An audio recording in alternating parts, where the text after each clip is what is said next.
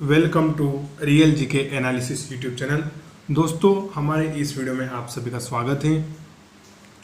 Video शुरू करने से पहले आप सभी से एक रिक्वेस्ट करूंगा कि चैनल को सब्सक्राइब जरूर कर दें और इसे अपने अन्य साथियों के साथ शेयर भी कर दें।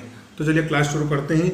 जीके प्रश्नों का महासंग्राम एक क्लास सब खल्लास, जिसमें हमने शामिल किया है भूगोल, इतिहास, राजनीतिक, स्टैटिक, अर्थशास्त्र, विज्ञान और सभी विषयों के महत्वपूर्ण प्रश्न।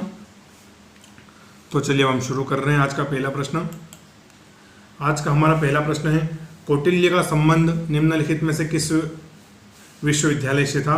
तो ऑप्शन हम देख लेते हैं, वैशाली, नालंदा, पाटलिपुत्र या तक्षशिला। तो इसका सही जवाब हो जाएगा तक्षशिला। कौटिल्य का संबंध तक्षशिला विश्वविद्यालय से था। तक्षशिला विश्वविद्यालय एक प्राचीन विश्वविद्यालय है और जीवक ने इसी विश्वविद्यालय से शिक्षा ग्रहण करी थी। तो कभी ऐसा प्रश्न आ जाए कि जीवक ने किस विश्वविद्यालय से शिक्षा ग्रहण करी थी, तो अपना सही जवाब हो जाएगा तक्षशिला। चलिए अगले प्रश्न की ओर बढ़ते हैं।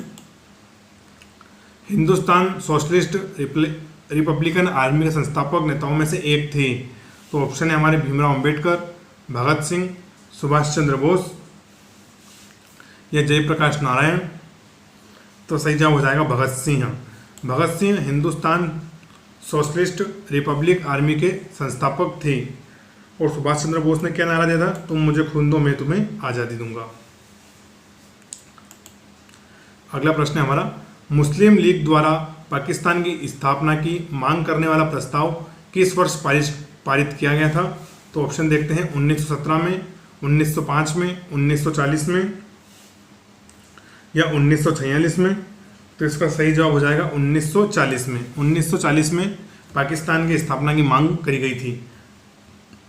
अन्य ऑप्शन देखते हैं तो 1917, तो इस टाइम चंपारण आंदोलन शुरू हुआ था और 1905 में बंगाल विभाजन हुआ था। चलिए आगे बढ़ेंगे। नेक्स्ट प्रश्न है, प्रकाश संश्लेषण की क्रिया में किस प्रकार का प्रकाश सबसे अधिक प्रभावशाली होता है?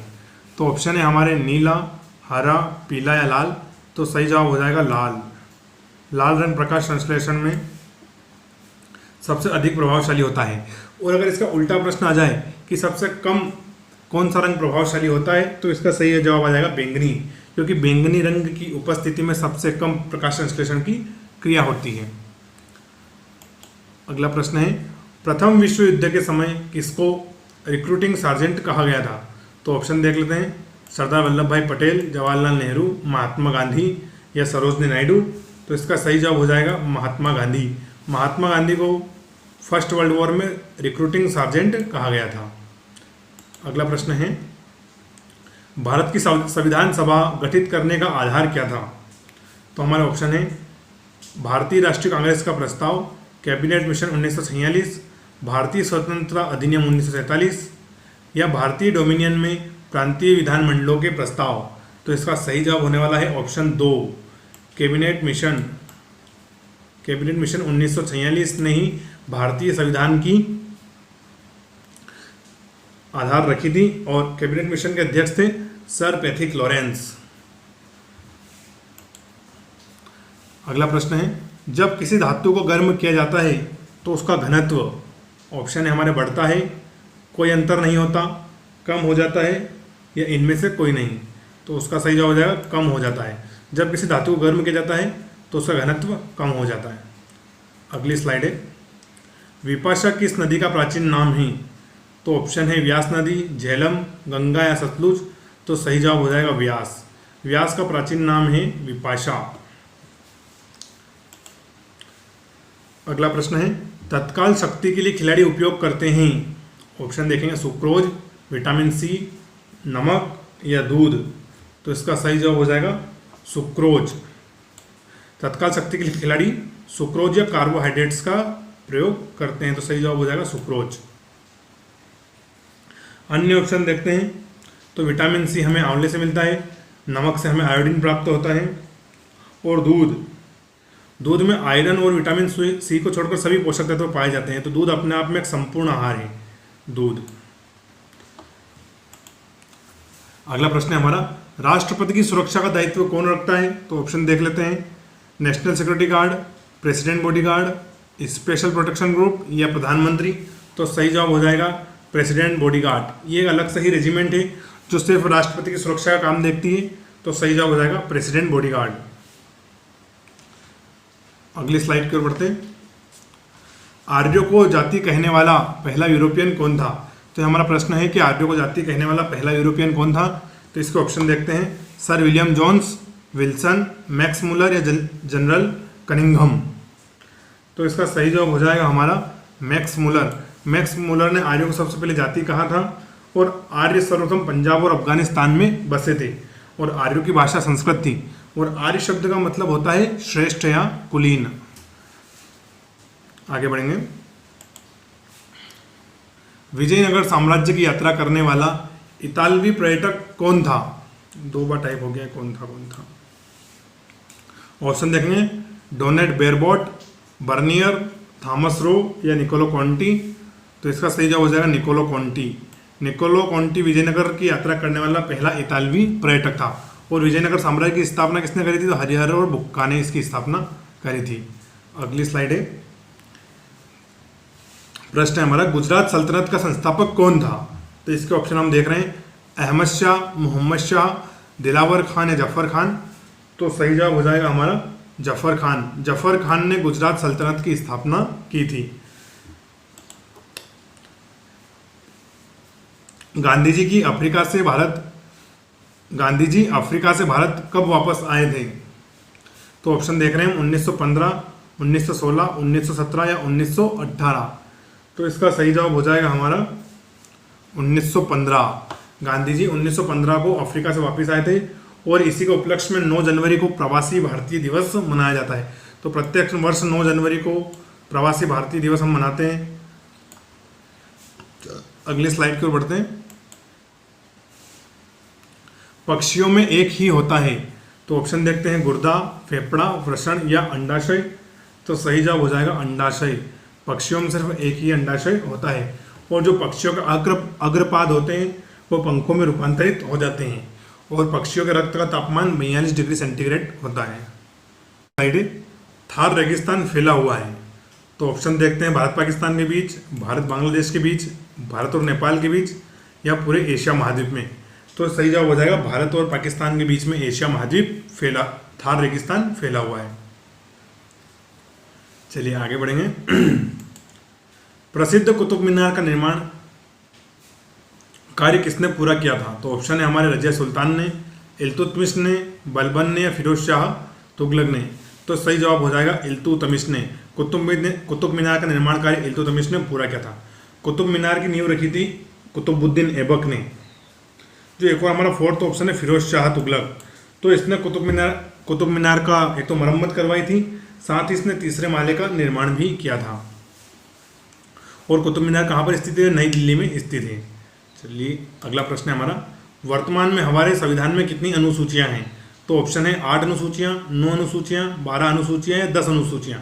तो सही जवाब हो जाएगा ऑप्शन 3। वर्तमान संविधान में 12 अनुसूचियां हैं और मूल संविधान में 8 अनुसूचियां थी। कितनी? मूल संविधान में 8, वर्तमान में 12। अगला प्रश्न देखेंगे, भारत में बाघों के संरक्षण के लिए प्रोजेक्ट टाइगर की शुरुआत कब की गई थी? तो ऑप्शन है हमारा 1973, 1975, सन 2000 या 1960? तो सही जवाब हो जाएगा इसका 1973 में भारत में प्रोजेक्ट टाइगर की शुरुआत की गई थी। बाघ भारत समेत बांग्लादेश का राष्ट्रीय पशु है, यानी कि भारत और बांग्लादेश दोनों का राष्ट्रीय पशु एक ही है, बाघ।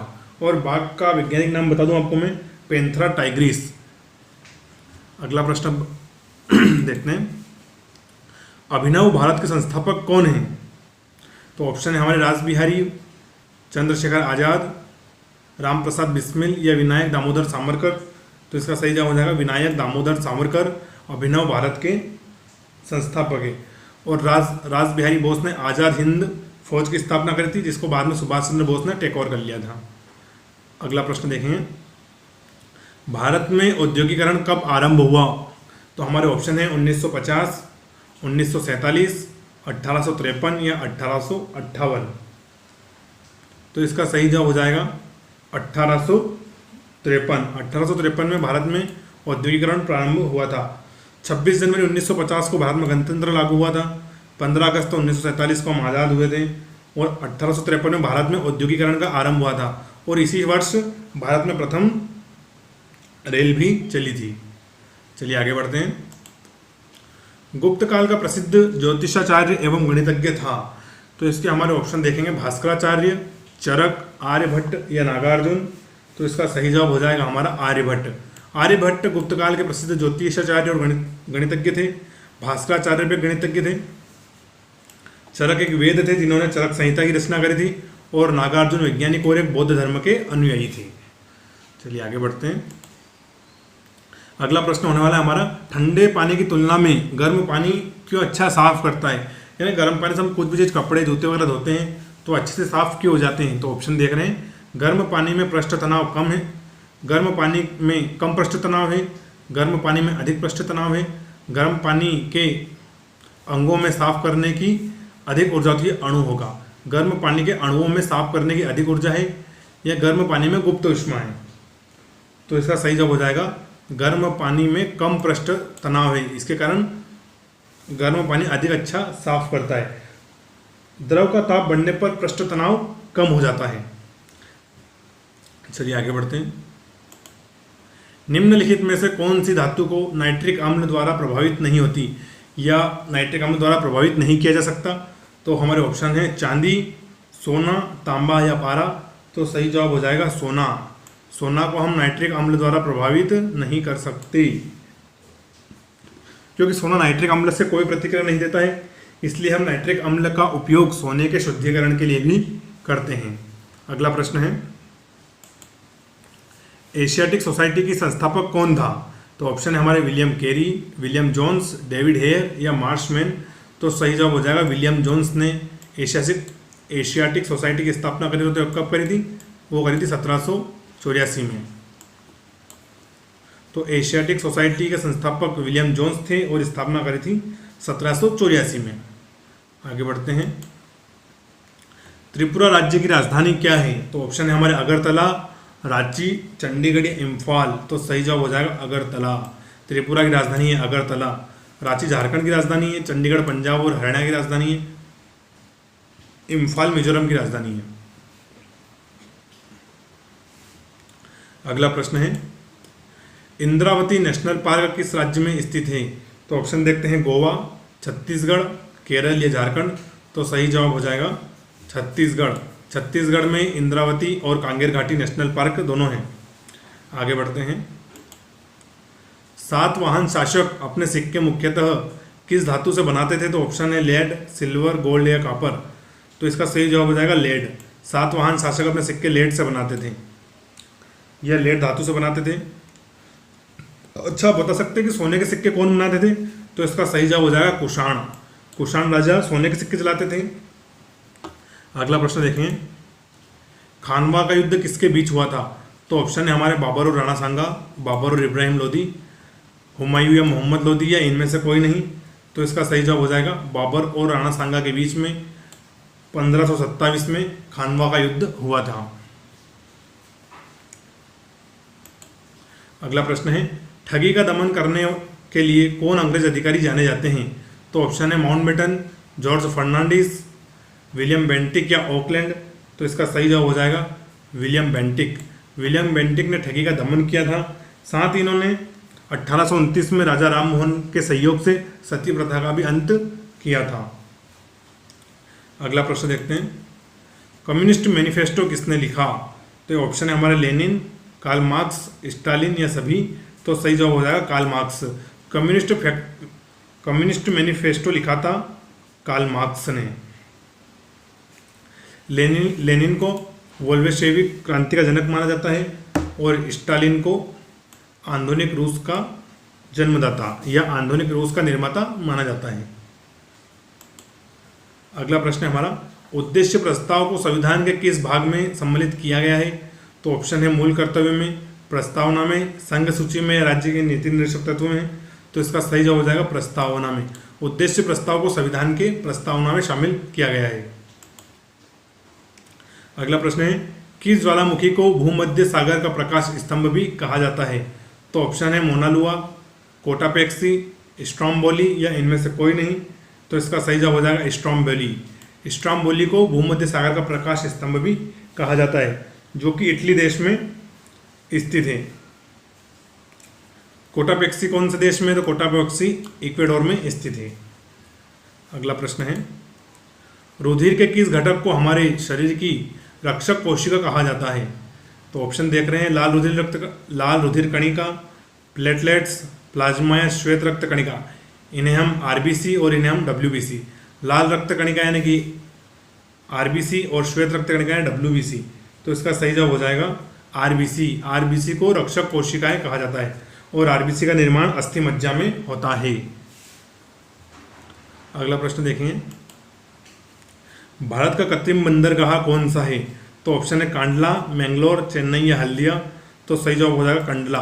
कांडला भारत का कृत्रिम बंदरगाह है, जिसे पाकिस्तान के कराची बंदरगाह को देखते हुए बनाया गया था। अगला प्रश्न है, कांची का विख्यात कैलाश मंदिर किसने बनवाया? तो ऑप्शन देखते हैं, नरसिंह वर्मन द्वितीय, नंदी वर्मन द्वितीय, कृष्ण प्रथम या कृष्ण तृतीय।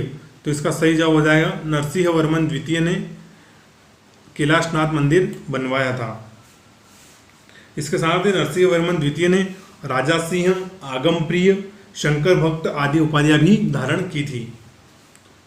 अगला प्रश्न है, पृथ्वी किस प्रकार का मिसाइल है? धरातल से आकाश का, धरातल से धरातल का, आकाश से धरातल का या आकाश से आकाश का? यानी कि surface to air, surface to surface, air to surface या एयर टू एयर। तो इसका सही जवाब हो जाएगा